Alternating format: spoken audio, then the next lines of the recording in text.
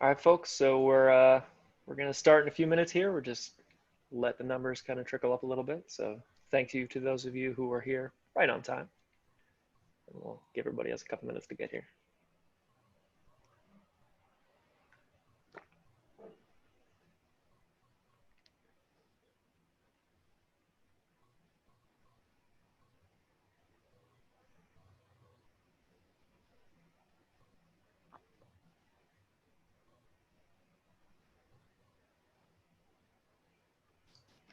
And folks, as the class is going, you'll see below there's a question and answer. There's a Q&A field. Any questions you have, anything that comes up, please just put stuff in there. And then if you're in there and you see a question that a fellow audience member has submitted, you can upvote it. You can mark it as something you'd like to hear too, so that when there's a natural stopping point in the class, make sure that the questions that are addressed are the ones that y'all are interested in hearing.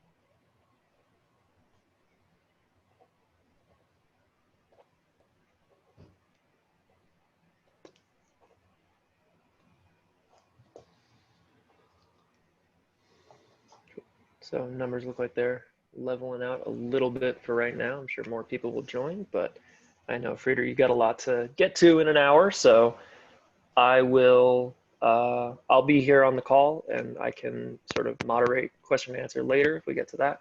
Otherwise, I will turn it over to you. So thanks. Wonderful. Everybody. Thank you very much. Hi there, folks. I'm Frieder Hocheim. I'm the president and founder of Kino Flo. And I want to present this is a color sort of science presentation that I've been doing internationally for the last 2 years. And so greetings from Southern California. And I think this will really appeal to DPs, colorists, electricians who have to struggle with software and trying to understand what's going on with the color imagery of these various lighting instruments. So let me just get into my share screen and get started. So as I said, this is a presentation that I've been doing now for the last few years. And the first thing I'm going to show you here is a series of clips that I got from Jeff Boyle from the CML website, the cinematographers mailing list. And here the issue was, Jeff wanted to just illustrate, a day in the life of everyone's shooting. I mean, we all see this. Some of us may have noticed it more than others, but the test was very simple. It was testing a number of different cameras, first shot being tungsten, the second one being the same Kelvin temperature dialed in on an LED. Now, he didn't share with me what LED it was, but the two constants here in this demonstration are the tungsten and the LED.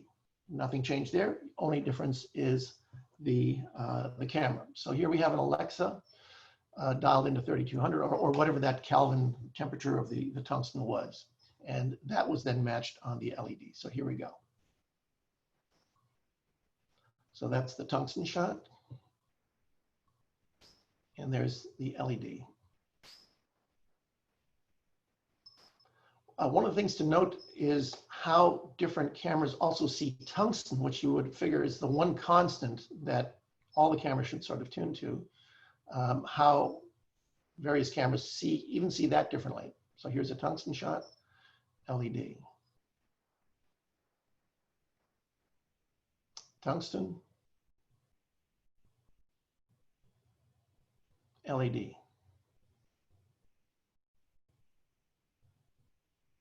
tungsten, LED, tungsten, LED, tungsten, and LED.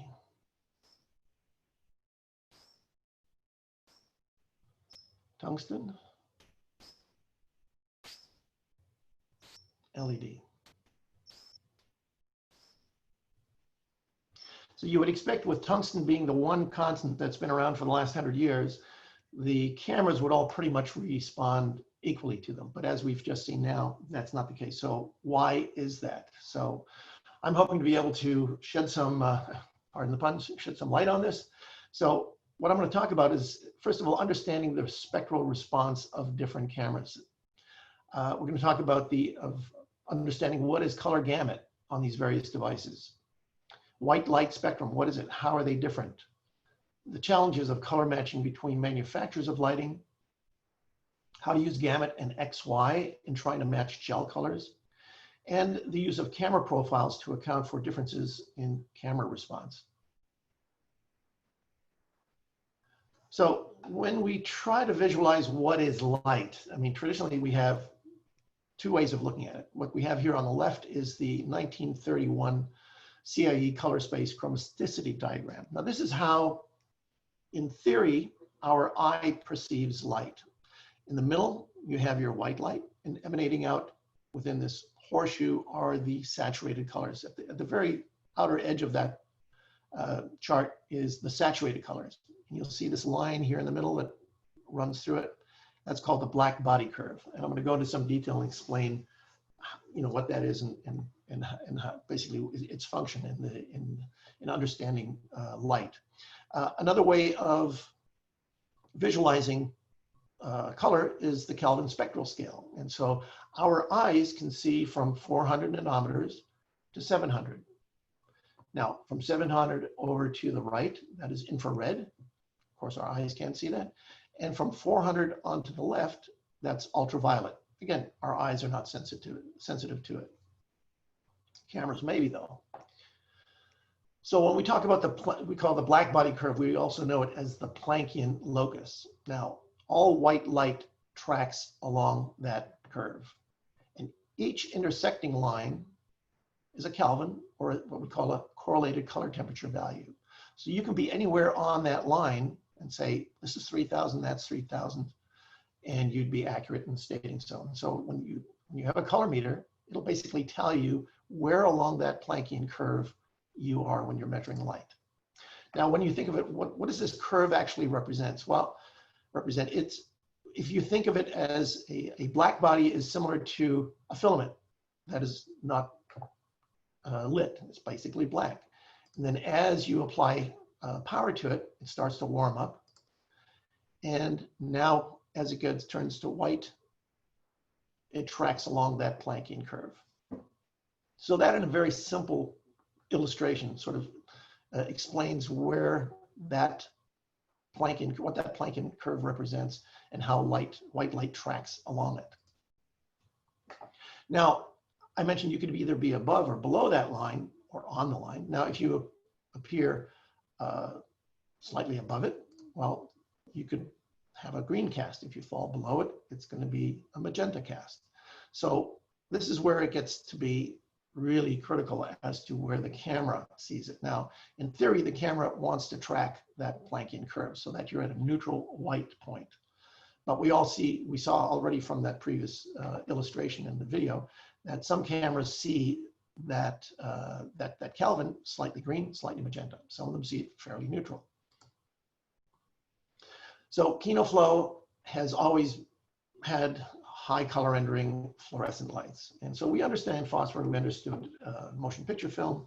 And we thought, okay, what could be easier than taking two sources, 2700 and 6500, and just blending them? How easy is that? Well, that's exactly what we did. And this is what a bicolor light source does, where you can take a warm tone and a daylight tone, you blend them together. And what we notice is that it actually tracks on a linear scale. So now what happens though when you get to the middle, or as soon as you start blending it, you're falling off the Planckian. So here we are in the middle and we're actually substantially magenta. So how do we resolve that problem? Well, there's one of two things you can do. You can, if you have a bicolor, you can put some, add some green to it. And depending on how far off the Planckian curve you are, well, then you may have to add anywhere from, you know, 1/8, 1/4 to 1/2, possibly.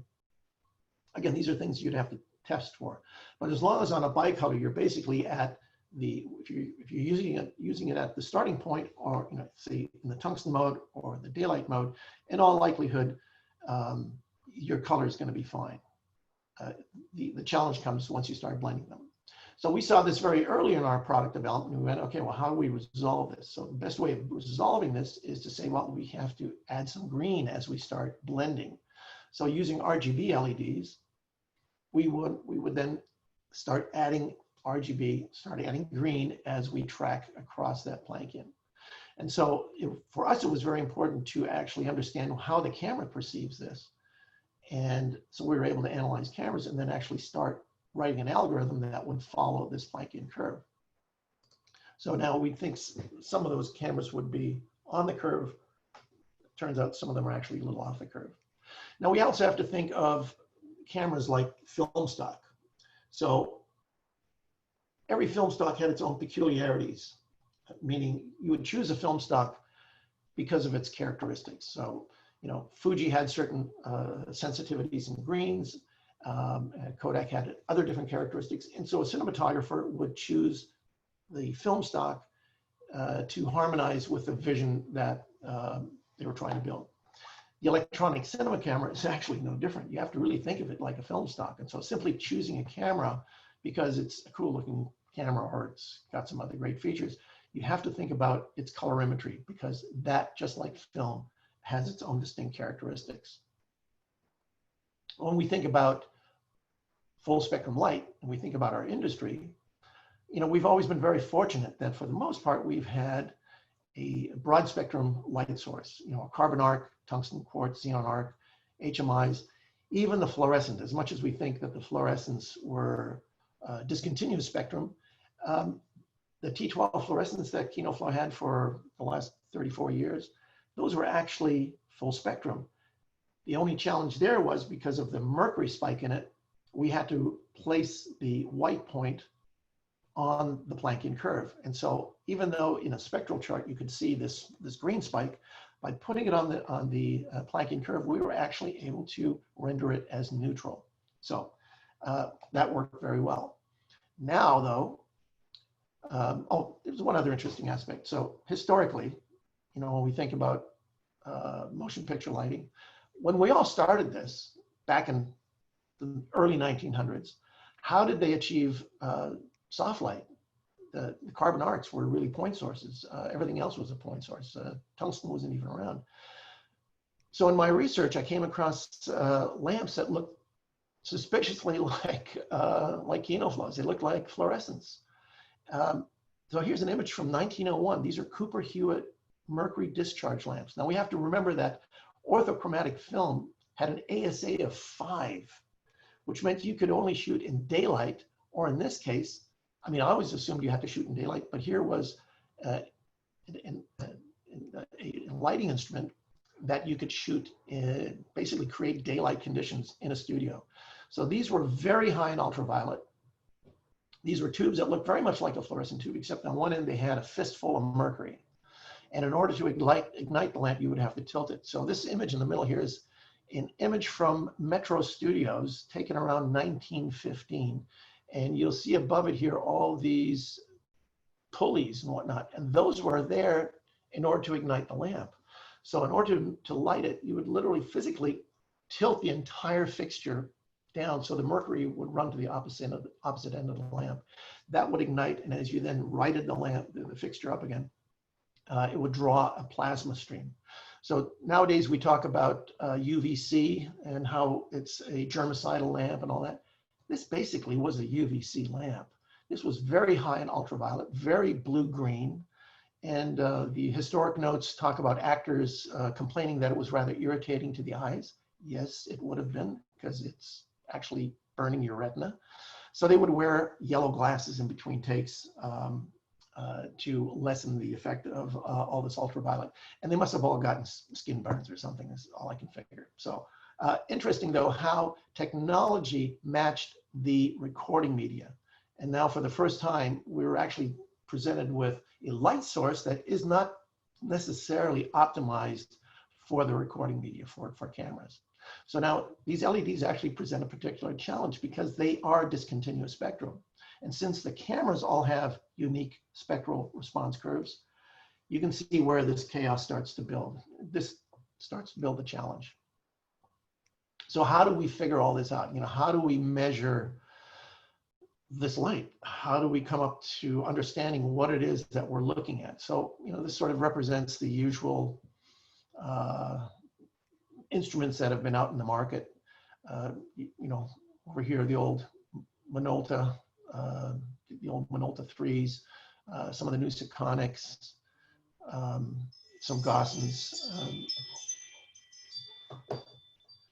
All of these don't actually give us information that is relevant to the cinema camera. There's various sort of indexes. These are all designed for our eye. The only index that might be related somewhat to us in motion picture is TLCI and SSI. But you know, when we look at all these old meters, my suggestion is that we, you know, if you have them, either keep them as a museum piece or throw a garden party, pop some champagne, bury those suckers, and you know, go to something new. So the Sekonic C700, 800 series, or the 7000, that's an actual instrument that is designed for our industry. So since none of these handheld color meters are designed to relate color correction data relative to camera response, you know, it's been rather frustrating. What do you do? So let's just review what some of those options are when we think about color. So CRI, color rendering index, is related to, again, to how the human eye sees it. It's also known as the photopic response. And traditionally, the CRI went on either 8 or 15 color chips. So you're comparing the light accuracy on 8 color chips to a given illumination source. Now the CIA, the International Commission on Illumination, or the IES, the Illuminating Engineering Society, have all rejected this as being inadequate for evaluating particular LEDs. Yet in our industry, there are still manufacturers that insist on using this. And we, as an industry group, are urging all manufacturers to stop using this as a reference. It's irrelevant. In its place, the CIE has come up with the TM30-18. 18 refers to the year in which the standard was adopted. Now, in principle, it's actually very similar to CRI, but now instead of 8 to 15 color samples, we're using 99. So these CESs, or color evaluation samples, give us an idea of, when you're looking at your color wheel, how well do these really capture light compared to a reference source. So there are a whole bunch of indexes, but the two indexes that I think are relevant to us as an industry are the fidelity index, and that characterizes the average difference in color of any of these 99 sources, and the RG value, which is a Gamut index, and that characterizes the average saturation level. So it's actually possible to get, you know, since most of this data is scored from 0 to 100, 100 being an exact match. You can see in this case, what I'm illustrating is one of our, this is our spectrum, and we're seeing that the saturation level is actually a little higher at 103. So that means that some of our colors are actually going to be a little more saturated than what the human eye would see. So, or at least how that meter is calibrated. So, but what do I do with that data? I really have no actionable data if I'm trying to compare two light sources. It doesn't tell me what I need to do to try to match these up. So as a cinematographer goes, it tells you that it may be a pretty good light, but how's it going to render on camera? How does it compare to another light source? What do I do to correct it? Can't use it. Don't know how to use it. I mean, there's no data there that can apply to it. TLCI, Television Lighting Consistency Index. Now, this was system that was developed by a BBC engineer, Alan Roberts. And initially it was predicated on a Plamicon camera, which fortunately he then revised to reflect the modern HDTV studio cameras, such as using CCD chips and CMOS sensors. Now, that is all fine, but for the cinema market, it does not really reflect the modern cinema camera. And since these are averaged curves, it's an interesting indicator and it gives us some indication. And so if we're comparing sources, I think this is a great way to sort of compare two light sources. The information that's, that you have to react to is either a subjective view over here. You can see there are two squares. One is the reference light source and the other one is the test source. And you can see how potentially there are little differences in tonality between those colors. So it gives you a subjective view. But does it give you actionable data that you can use to try and correct something? Not really. You can't do that.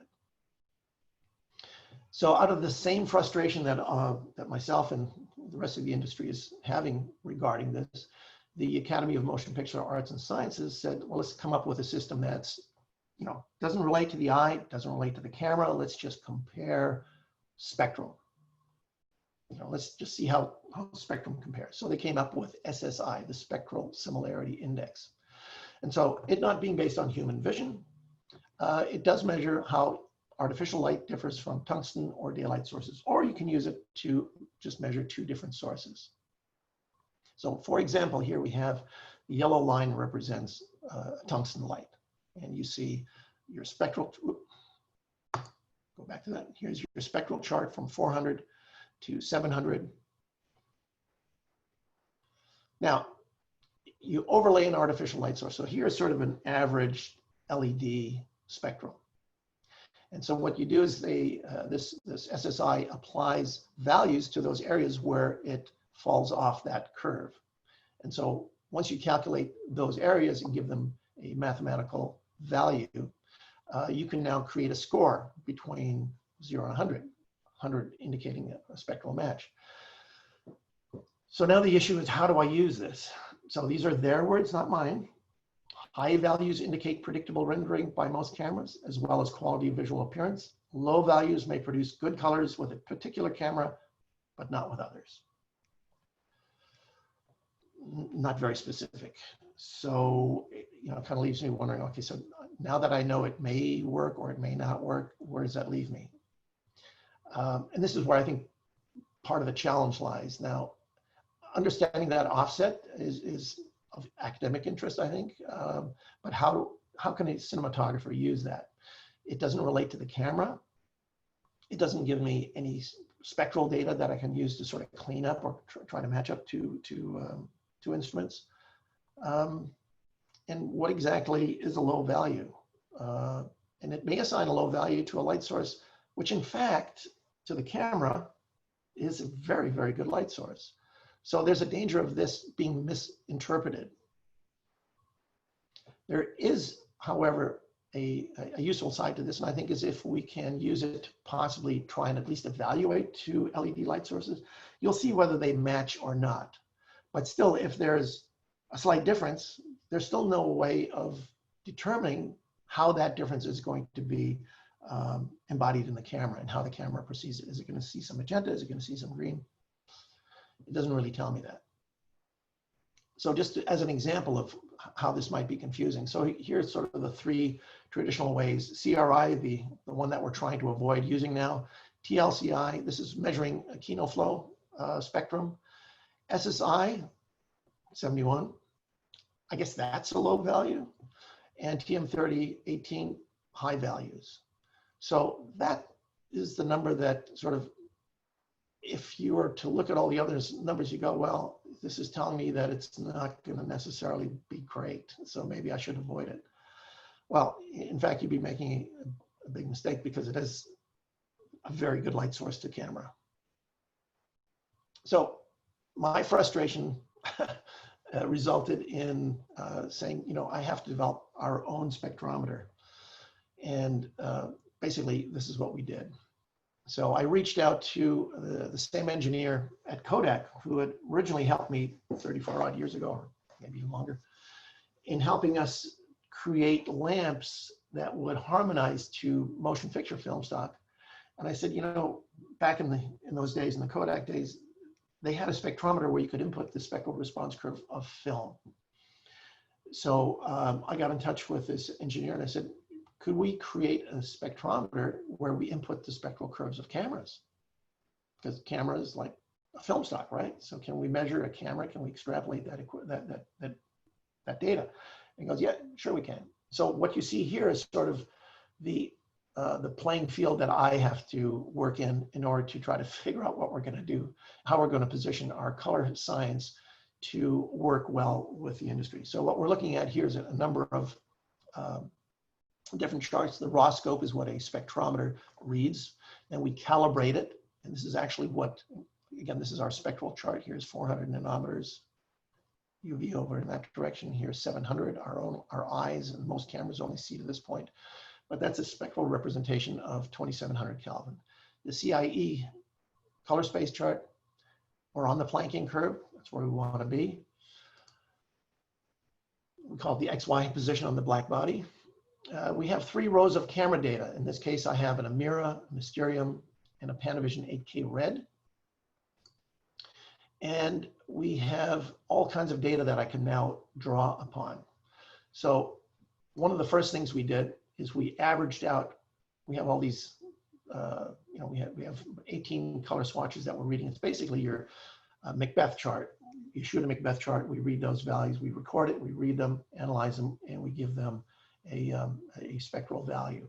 And by doing a quick, very much like CRI calculation, we come up with photographic rendering index. So it's just an index that can tell me in a very quick glance how much of that color space is it capturing, you know, with 100% or 99 being pretty much everything. Anything that's in the mid 90s is going to be pretty damn decent. So in this case, the way these cameras perceive this light source, they're going to see it pretty well. But again, you already see immediately the difference between how 3 different cameras perceive the same light source. So the Amira sees it very well. The Red Mysterium and the Panavision DXL see it slightly lower. Still a good number, but again, there's a difference. Then we look at these rows over here. This is basically what the calibrated spectrum is telling us. And this was an interesting data field where we saw that the camera was actually seeing it very close to what we would expect it to see. This one is seeing it slightly warmer than we want it to see. And this camera was seeing it substantially warmer than we would expect it. And we arrived at those numbers by comparing it to a tungsten light source, in this case, whatever that light source was. We then, using the spectral characteristics of the camera, were able to extrapolate out what exactly the camera perception was. So this was interesting to note. And again, this is the kind of things that you encounter in the field, but it may not be obvious. And again, this is just on this particular light source. These numbers may be different looking at a different LED. And then one of the other data fields that was really critical to us was, okay, we know where it is on the Planckian. We know that if it's dead on the Planckian, it's going to be neutral. If we go above, it'll be slightly green. If we go below it, it'll be slightly magenta. So how do we determine that? So we were able to come up with a data field where we can actually monitor that. And so off to the left here, we can see we related them to gel density. So a 0.12 value over here would be, you could correct that with an eighth of a correction gel. So anything that's below 0.12, really, we're not going to correct. Or again, it's up to the individual to choose when to correct. But in this case, you'd say really no correction necessary.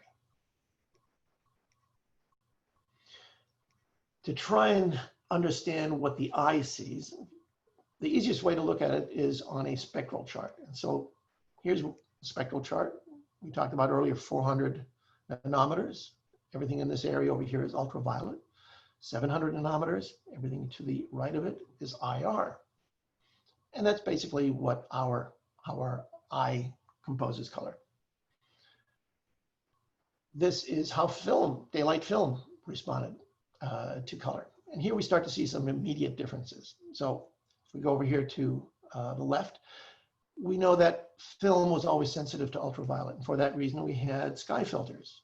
You put a UV filter on it to try to reduce the sensitivity of the sky and try not to blow out and overexpose. And then we notice that the red is offset from the eye's red.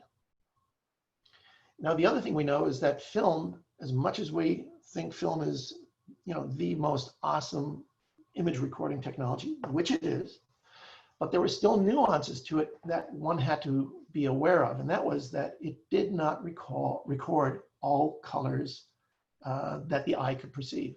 And for this reason, it was always very important to have testing before production. Art directors, cinematographer, wardrobe, makeup would all get together and you do camera tests, film tests, where if there were particular colors that were critical to the narrative, you would shoot a camera test and determine how well that film stock would reproduce that color. And if it didn't reproduce it, you went back and you tried to recalibrate your color spectrum that you're going to work with, be it gels or film stock, to try to achieve that creative vision that everybody was trying to go for. So that was film. And here's a cinema camera, very good cinema camera. I'm not going to identify which they are. I'm going to show you a couple of them. What's important here is to show the differences in their response curves. All of these cameras deliver absolutely amazing images, yet they get to that point in slightly different manner. So this is one, and you can see how it very closely follows the eye. It's actually pretty stunning. Here's another camera. You see some immediate differences there.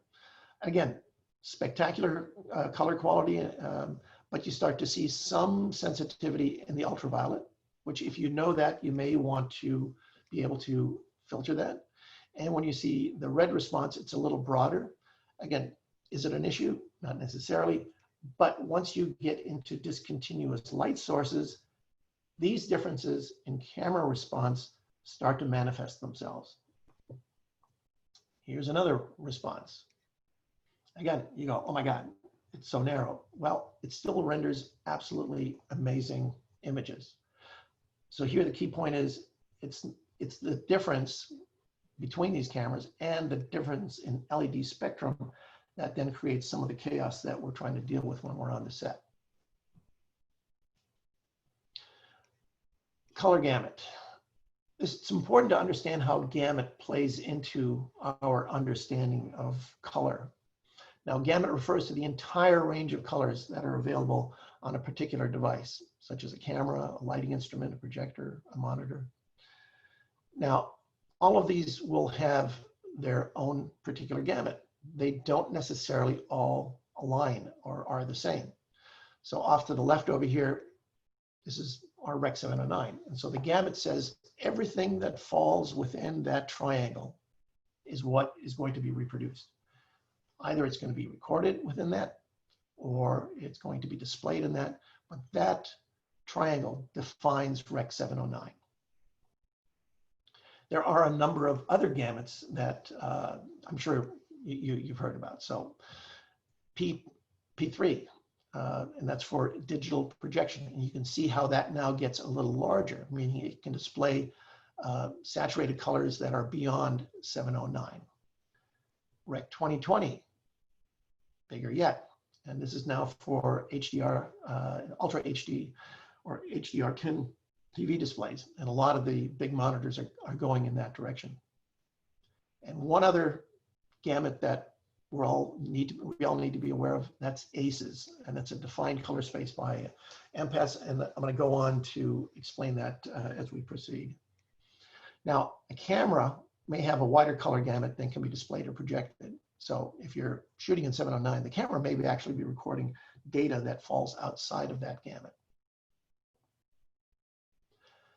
So since we recorded the response curves, or since we have the data on the response curve for these cameras, we thought it'd be interesting to take a look at them. Now, if you go on any of the websites for the manufacturers and you try to find out what is their gamut, you're not going to find it. I mean, I went looking, I couldn't find them. But I think it's worth noting that there are slight differences, and some of them are quite interesting. So in no particular order, because again, all of these are great cameras, and this does not mean that one camera is better than the other. It's just these are differences, and it's the differences together with discontinuous lighting where some of these challenges that we face are manifest. So here it goes in no particular order. So that's our Rec 709, and here we go.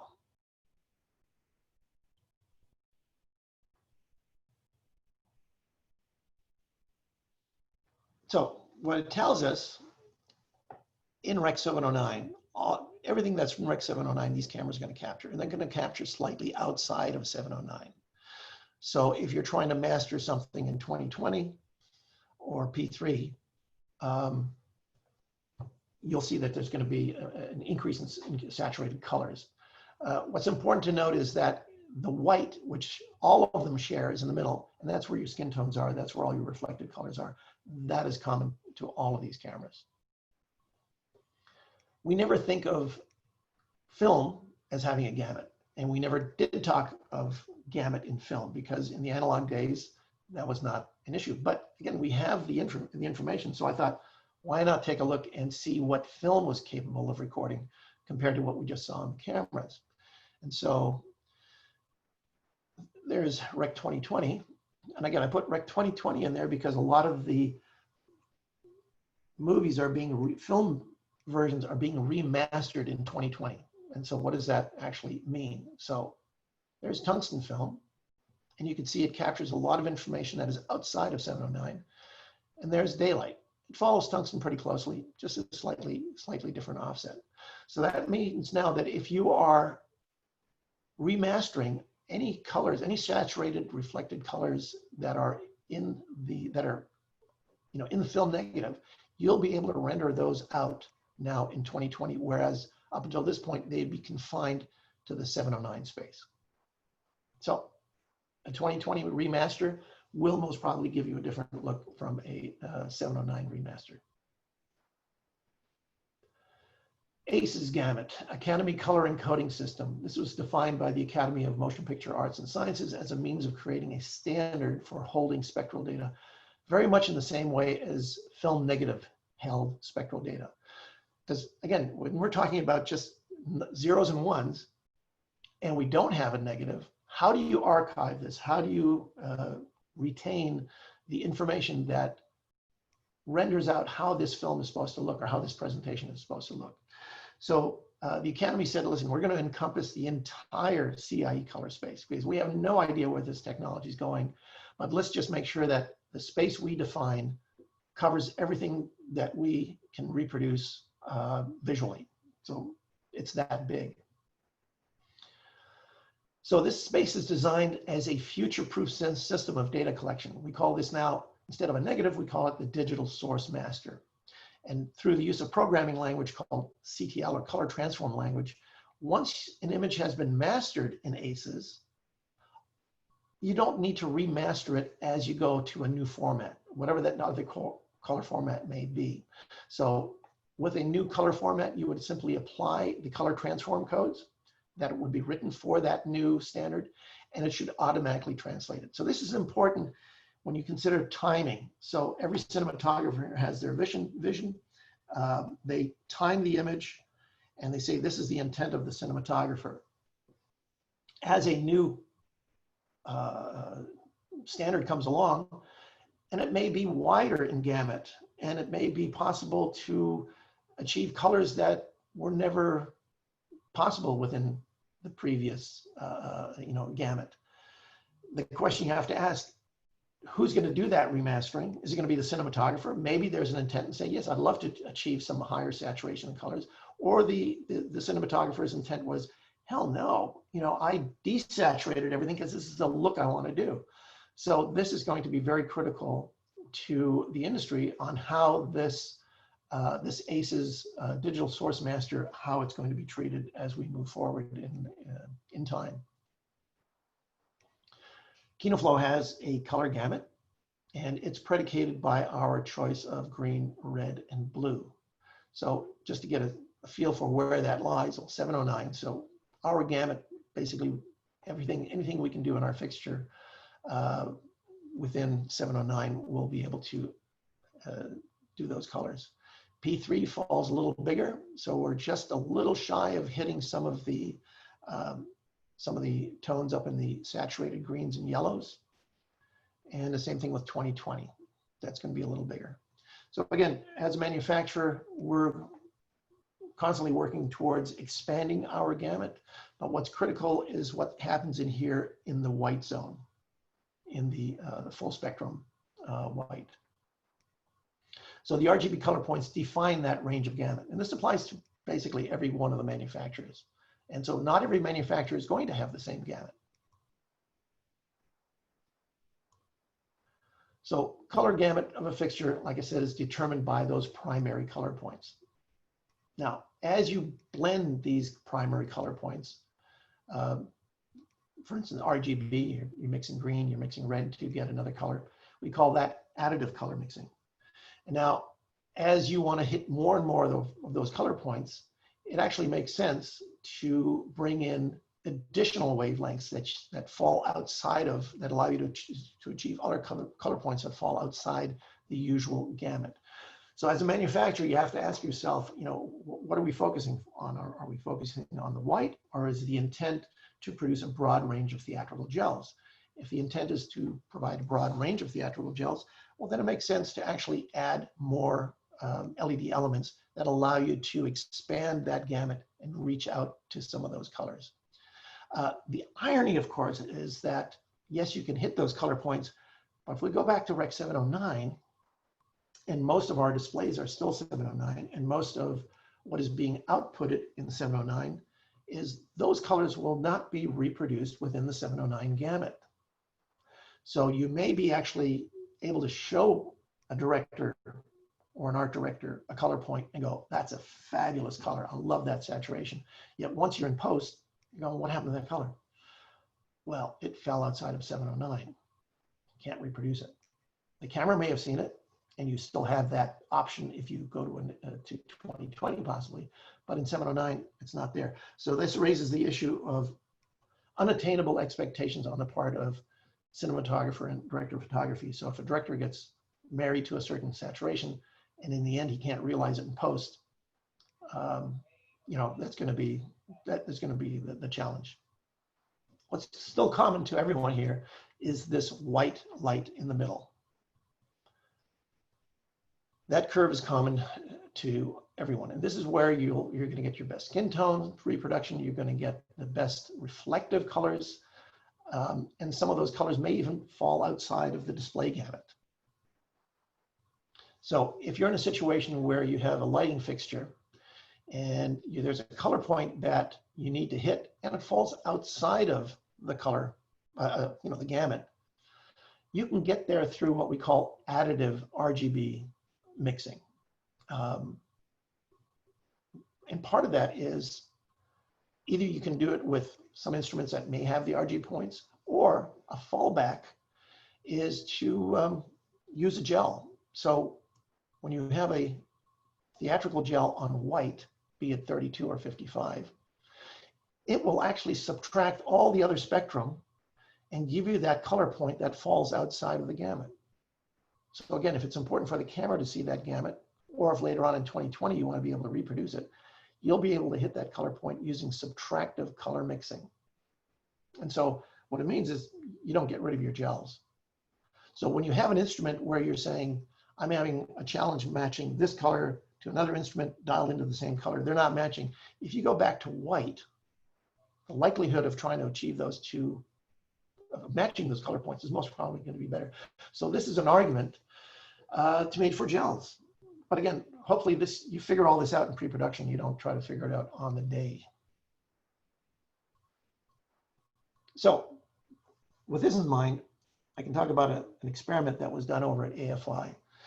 So the AFI fellows are required to do a camera test. They first define in their look book the look of the movie or their presentation. And they say, okay, in this particular case, it was, we're going to be shooting tungsten. tungsten belts for the most part, and we're going to feature the color, this yellow. So that it was Storaro yellow for, in that case, but a close equivalent is Li 101. So they shot, they took the camera, dialed it to the tungsten equivalent, 2900, so that they had a neutral white, and then they added the 101 on the tungsten, and it rendered out as you see here. Then they said, okay, let's take now a LED light source. Let's dial that to 2900. It came pretty close to the tungsten. Let's add a gel to that. Okay, that's a pretty good match. That works. Now, here comes the next one. Let's leave the camera dialed into 2900 color balance. But now let's take the additive color mixing of the fixture, or the RGBs, and let's dial in the numbers that they say it should match. And that's what came up. Now to the eye, it looked yellow. To the camera, it looked green. And they came to the ASC technology committee and said, what the hell happened? No amount of adjusting or tweaking that LED fixture would get us to see the camera render it correctly as yellow. What is going on? And my assumption was, since the camera chip is a D65, meaning daylight 65 is its white point where it starts to, where all its colorimetry emanates from, it most probably has something to do with that. So I reproduced this test and went back and took the camera and said, okay, I'm going to, from this 2900 point, I'm going to dial it back to 6500, yet keep that value that was dialed in for RGB and see what happens. Came out yellow. So this tells me that the ability of the spectral response of that camera, it was not able to resolve additive color mixing, but it was able to resolve subtractive. So it was able to record the gel, not the additive, by simply combining two LEDs, green and red, to get to yellow. So I thought to myself, what does that actually look like? And so if we consider our spectral chart, this got interesting to me. It's geeky, but it is interesting. So, the red line is tungsten. The gel on the tungsten does a slight offset. The LED fixture is in, you see it in the blue line. You can see how already that spectral shape is different. Now it's determined by the shape of the LED spectrum. But you can see already now there's a substantial difference between a subtractive and a gel just on 2900. And now we go to where the problem actually manifested itself. And now we see that red line here. That is just the RGBs. This is yellow and red combined. And you can see how narrow a spectrum of that is. So if you're now a camera that's trying to render this color, it doesn't have the benefit of all this other spectrum here. So the subtractive color gel, that worked. But the additive, that's where the challenge was. And so the camera's ability, when it's set to 2900, it just, since it's a D65 chip, I just don't think it's got the resolve to be, the spectral response in that lower end to be able to resolve that correctly. So knowing this, you're going to want to do some camera tests in pre-production to determine that you don't encounter this on the set. When we're talking about real world colors, it was interesting to note, again, we're talking about Gamut, what fits into the Gamut. There's a guy named Michael Pointer. He was a Kodak engineer, and he came up with Pointer's Gamut. And it's an approximate range of matte surface, refer to it as matte surface colors or real world colors that a display device can actually reproduce. And these are the colors, if illuminated by daylight, for example, would be would be reproducible. And so what's interesting from this is we can see that within Rec 709, there are going to be certain reflective colors that maybe fall outside 709, but within 2020 being the yellow line, it's going to capture all those reflective colors. So again, what's really important then is when you're doing instrument selection, you're picking your fixture, you really want to look at its white potential, because that white light is going to be what reflects back into the camera. Now, there are a number of ways of achieving white light using LEDs. And this sort of is a graphic representation of, what this might look like. So bicolor, 2 phosphor whites, you blend those together. We talked about that earlier. RGB, just simply red, green, blue. Yes, in theory, it gives you a white light, but it's so narrow band that for proper skin reproduction, it's going to be, you're going to be hard pressed to reproducing a decent color. RGBW, white. Now, this is, there are a number of fixtures that do that. You have a single white. Let's say that single white is in the warm tone. In order to move it into the daylight, you add blue to it. Now, the fact that blue is a very narrow emitter, you actually start losing some spectral coverage as you're moving into the daylight. So that's one of the challenges of a simple single white. I skipped one. So the RGBA, again, it doesn't help very much in whites, but it does give you, red, green, blue, amber, gives you potentially some saturated colors that you're not going to be able to achieve using just RGB. RGB with 2 whites, a warm white, a cool white. This is what Kino Flo does. A number of other manufacturers are following that track as well.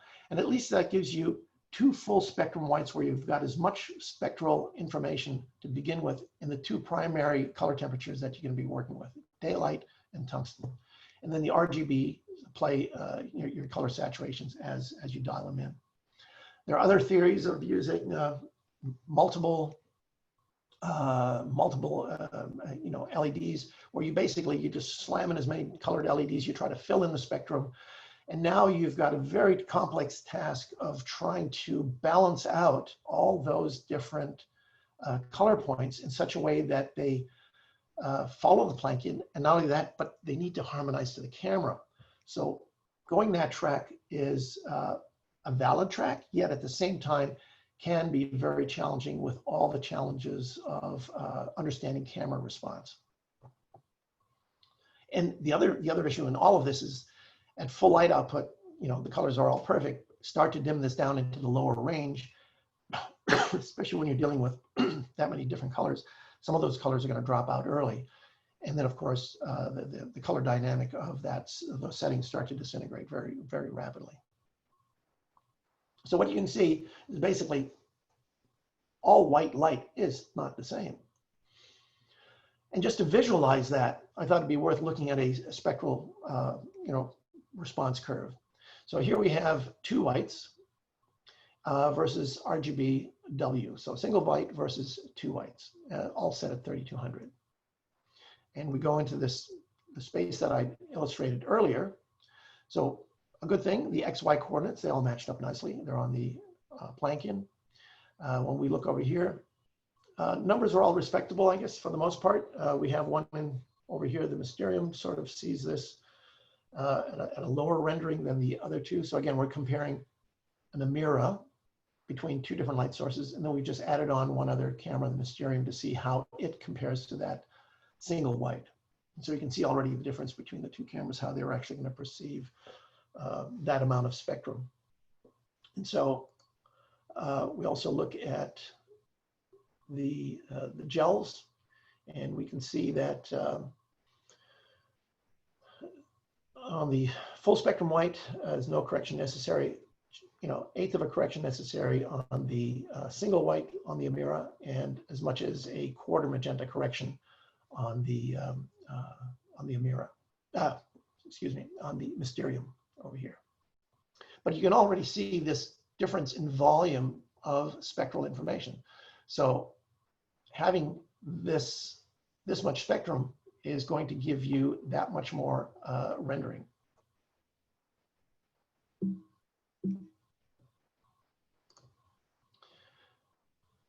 Here we're looking at a 6500 Kelvin comparison. Same issue with single white versus two whites.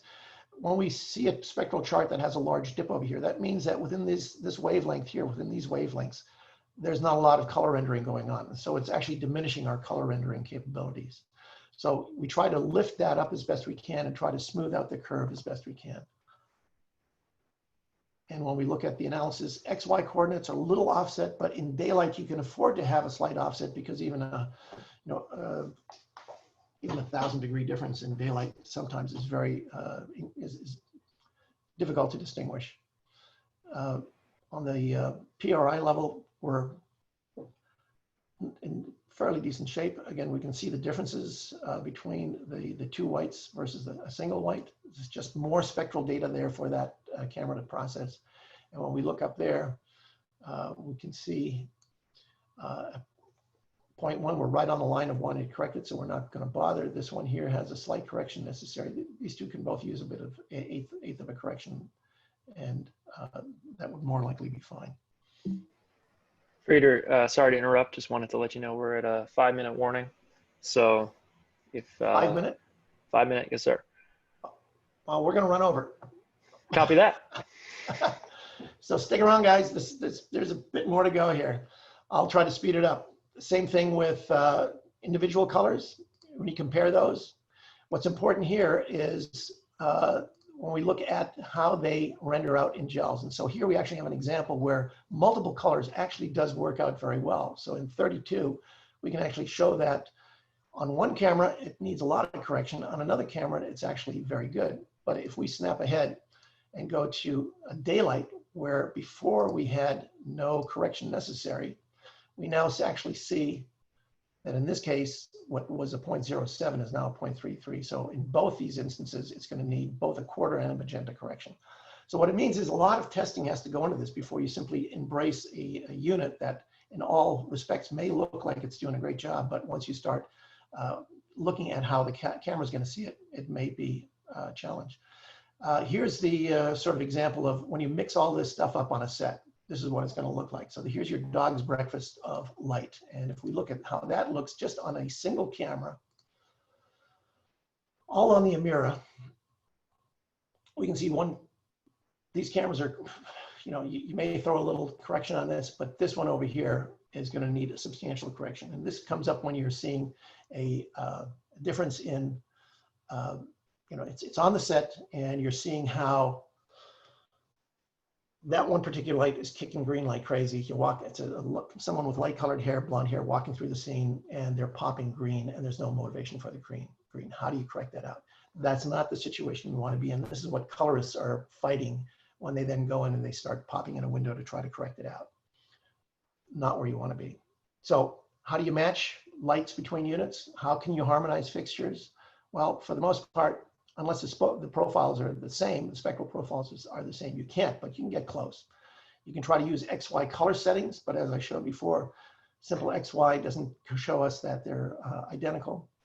If you're trying to match color gels using an app, for instance, all these color spaces are defined by, so each color space, basically like 709, P3, they're all defined by numeric values. So either through values of 100 or in DMX terms, 255. So if you look at something like the Show Tool Swatch app, it'll give you those RGB values in 255 increments. And so you can actually dial that in on your instrument. But the key here is, this is a Rec 709 gamut. So unless your fixture has the ability to contain its or to output an RGB 709, if you enter these values, they're going to simply be values that are predicated on the gamut of the fixture, not 709. So again, you're not necessarily going to have a match. So some of those color points may fall outside the gamut that you're trying to work in. But this app, if it's confined to 709, it will basically give you that crossover point and still contain it to 709. The Lee Gel app actually operates in XY. So that it takes it out of Gamut altogether and just gives you coordinates. And the Kino Flows will do that as well. You can dial in an XY coordinate. And there the only difference is you have to decide, am I in daylight or tungsten? And so source C means tungsten, daylight, and the tungsten obviously refers to tungsten. So, but those numbers, those XY numbers are going to be a little different. You'll find on our menu an ESTA reference, and this is where ESTA came up with a gamut that was the Kodak Pro Color Space gamut. The major difference here is they had a color point, a white point that was tungsten, where all others are daylight. So, but this is, I believe, going to be abandoned, but it still remains in our color menus. So for now, just ignore it. So XY is a great way of getting to sort of replicate reflected colors, especially if you're doing something like daylight bouncing off a floor and you want to figure out what that color is bouncing off the floor. It's not necessarily just going to be a Kelvin, but using an XY, you'll actually be able to take it off the Planckian and give it some of those other tonalities that a simple, Kelvin reading would not have. So what have we done? We've done camera lookup tables. And here the idea is that, especially when you're in the warm tones, you can actually dial in your camera gamut. And it's most noticeable on the warm settings. So in this case, through the general menu, you go to camera lookup tables. The default is actually in an airy, very close to airy. But as you click through this, you'll start to see some tonal shifts. These are mostly visible in the warm tones. In daylight, you don't see as big a difference. So after this presentation, I'll be sticking around and we can go over some of this in detail. Color matching XY, we can do that as well. RGB, gamut. Again, here we have just a quick illustration where we have a gamut that is the Kino Flo gamut showing our mauve color. And if we take that and move it into an RGB space, and I now go to gamut selection, I'll show the difference between the Kino Flo gamut and 709. If we take those simple numbers, you see how the colors change within those different recs. So it's important to understand what gamut you're pulling these numbers in on when you're using an app trying to get through this. So think of your fixture. I'm almost done now. So anybody wanting to run away? Almost done. 2 minutes. So think of your fixture as a white light generator. Not all white light is going to be the same. Use gamut selection when dealing with additive color mixing, and understand the workflow, your output workflow. So if you're going to be in 709, be aware of that it's going to be 709. XY matching, useful in replicating bounce light and other natural location light. XY for color picking may be limited by the gamut of your fixture. Subtractive color may still be a good way of getting to some of the colors that you can't get to with your fixture. Really think of shooting in zones. So if you have the ability, and this is what John Schwartzman, shooting a picture up in London, tried, where he had a lot of his, he had all the Kinos on faces dialed into the DXL, and he was able to basically create 2 zones of light. One was the interior, everything on the skin tone was harmonized to the camera through the Kinos.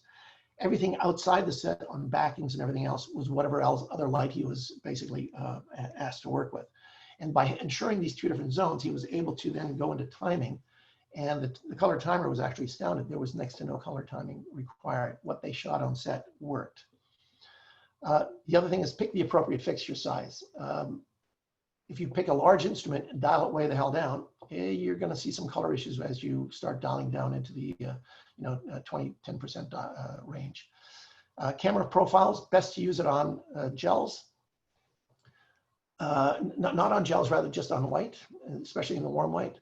And in conclusion, just as Rembrandt and Vermeer chose their pigments carefully, today's cinematographers, they have to choose their spectral palettes carefully. A good broad spectrum of light goes a long way in solving color rendering. And think of your light as a white light generator.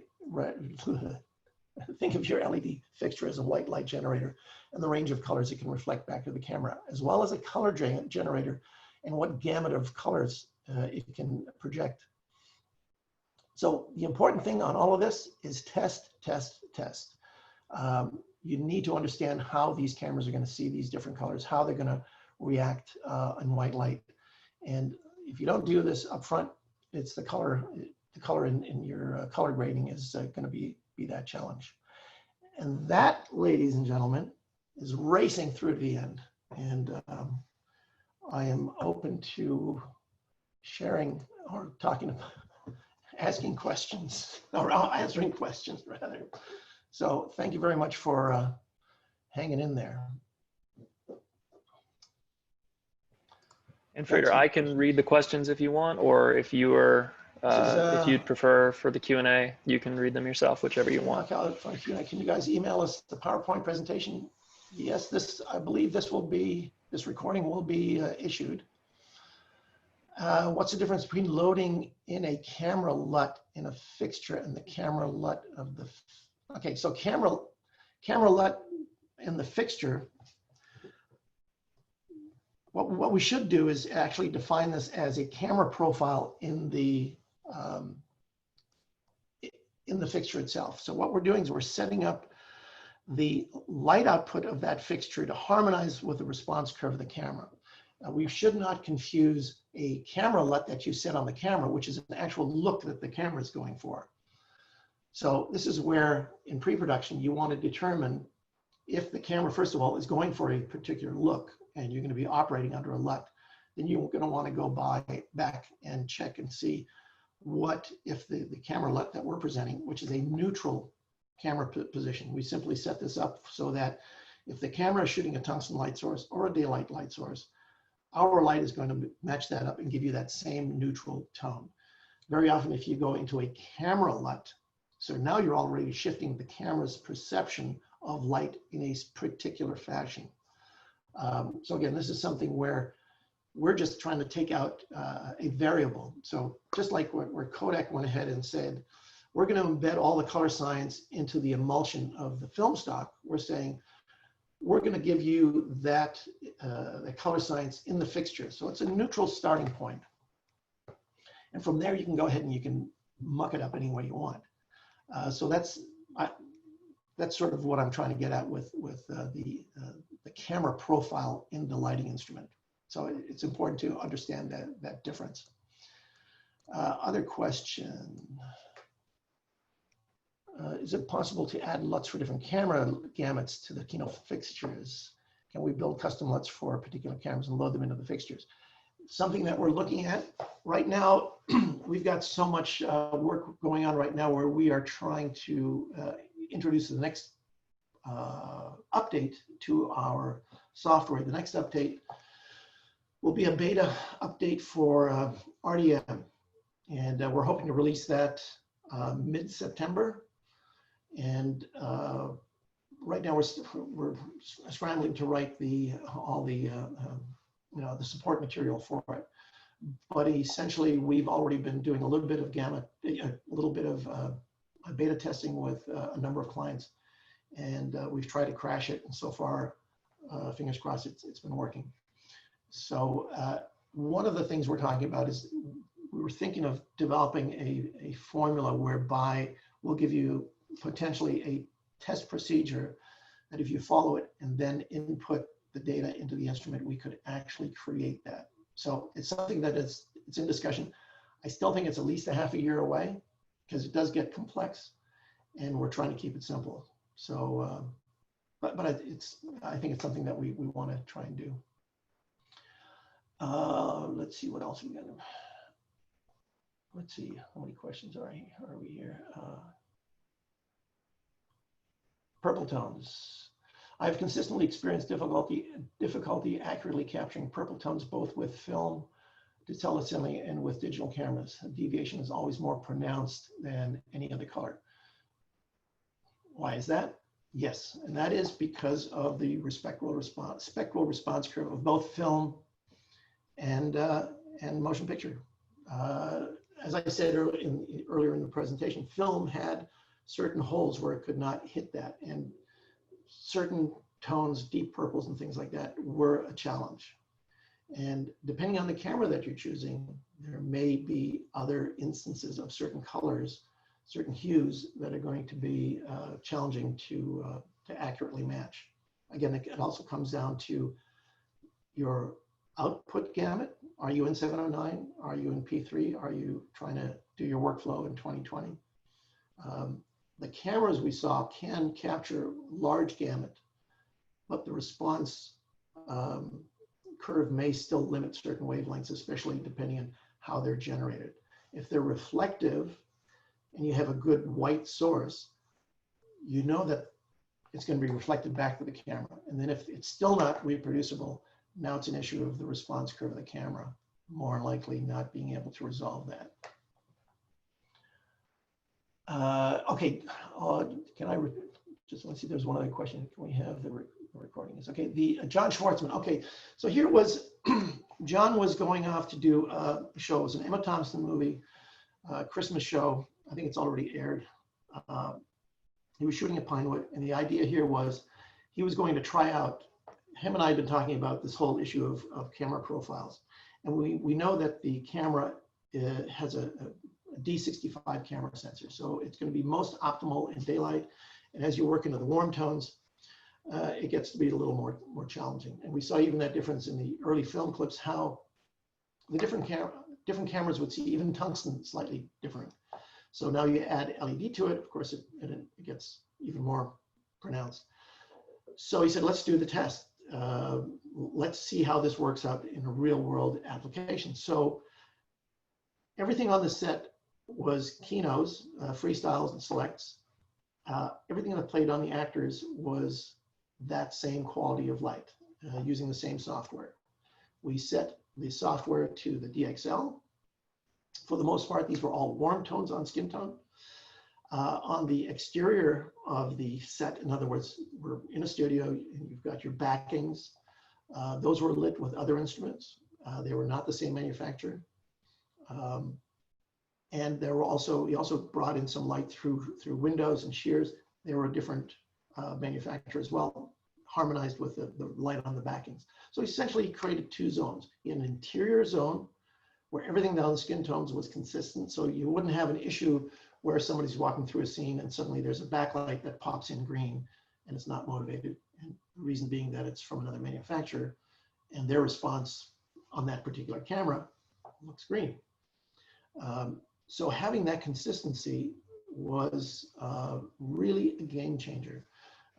John was on a panel at the Cinegear trade show where he was talking about newer technologies. He was talking about lenses, talking about lighting, and he said, this camera profile is a game changer. His colorist looked at the footage and went, what do you want me to do? And they all agreed, hey, it looks good. So they breezed through that in a heartbeat. Emma Thompson, the producer, the director, even the lighting department, the camera department, everyone took note and went, they've never seen this. So yes, it does, you know, consistency, taking out variables, just like in film, you try to, when you got your film stock, you would get, you bought the same batch of film. You'd order whatever multi-100,000 feet of film and it all have to be the same film stock and batch number. And then you stayed with one lab just to have a base point that was common. Yet here we are mixing fixtures, mixing color points, mixing color science, color platforms that are completely incompatible. And we wonder why we're experiencing an issue. So this is just a step towards trying to take out some of those variables. Weren't LUTs for cameras originally really designed to make correct translations for monitoring viewing environments, distribution methods, standards, and LUTs for creative use used on your footage for post-production? So isn't it in a totally different thing to load LUTs into a lighting fixture? Yes, it is. Yeah, this is what I said earlier. You do not want to, maybe I'm using the wrong term by saying a LUT. We should maybe refer to what we're doing on our instrument as a camera profile. We ended up on LUT because it was very short. It fit into the menu selection, and you're looking up a camera. But it does, I think it does bear for some explanation that we're creating a profile of how this camera sees daylight and tungsten as a neutral form. which is essentially what film was. Film was, if you turned on tungsten and shot a gray card, that film would render that gray as 18% gray. The same thing applied for daylight. You did that, it should be 18% gray. And that's the intent of the fixture having a camera profile on it. We refer to it as LUT. You're absolutely correct. A LUT on a camera is a very different thing because now you're going into a creative, much more creative element where you're actually altering the camera's ability to respond to its spectral information in a manner that pertains to a particular aesthetic. I think I got that one right then. Does Kino offer any type of workshops or classes to dive into this deeper and run a test and better comprehend? Yes, actually we do. If you happen to be in California, we have a training room. We used to pack 50 people in there in the pre-COVID days. Today we pack in 12. I do presentations like this online. And we're thinking of doing more, some more where we can have an open discussion, more Q&A back and forth. And yeah, if, like I say, our facility here, everyone's welcome to come in. We have a small studio and we're more than happy to dig in deep because again, it helps us and it also helps you, the artist, to try to come to terms with coming up with some basis of control. This is why I use the reference to painters. When you think of Rembrandt and Vermeer, these guys had pigment that was so particular to them that today you can analyze a painting and tell whether it's a Vermeer or a Rembrandt by analyzing the pigments. And so I think we're very much in a similar position now where we need to understand that. Question, are there any simple tests that cinematographers can do to evaluate light gamuts of different lighting fixtures? Yeah, but you would need a spectrometer and something that'll display a CIE color space chart. Now I would love to see Sekonic do a CIE color space chart on their C800. Now their C7 or R7000, it's a 7,000 meter. It's more for architecture. They actually have the ability to display a CIE chart. What they don't have is the ability to overlay a gamut. So I think if Sekonic were to introduce that feature as an upgrade to their C800, that, I mean, you're recording XY now. So once you record XY, you should be able to lay that XY, or you could actually go back and plot it now in a CIE chart, and then knowing where the 709 and the various gamuts fall. Again, you can look up these XY coordinates for the gamuts. You can look those up on Wikipedia. They actually have those data points.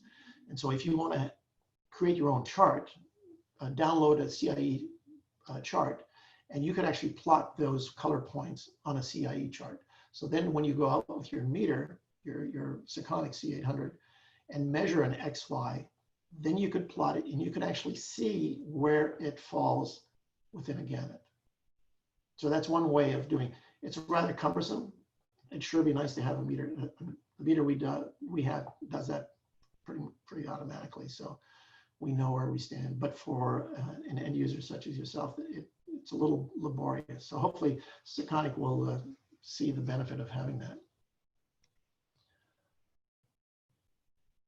Training events, how, we can, Brad, spelling, will, I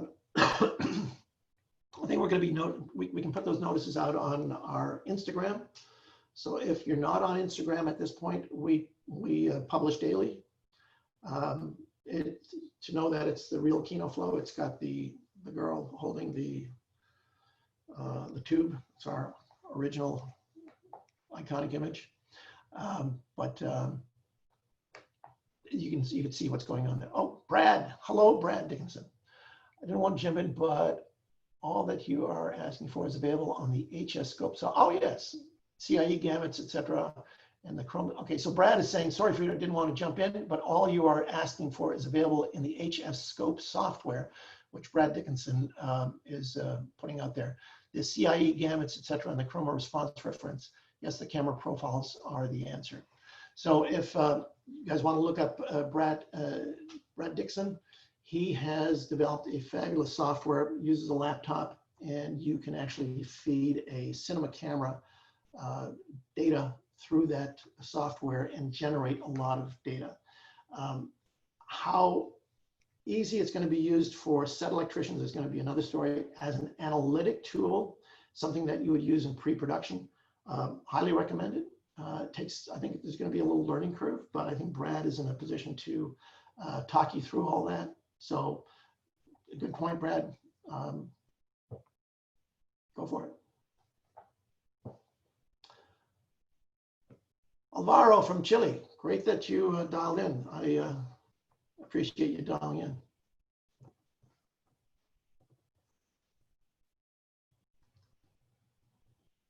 You're welcome, Nicole.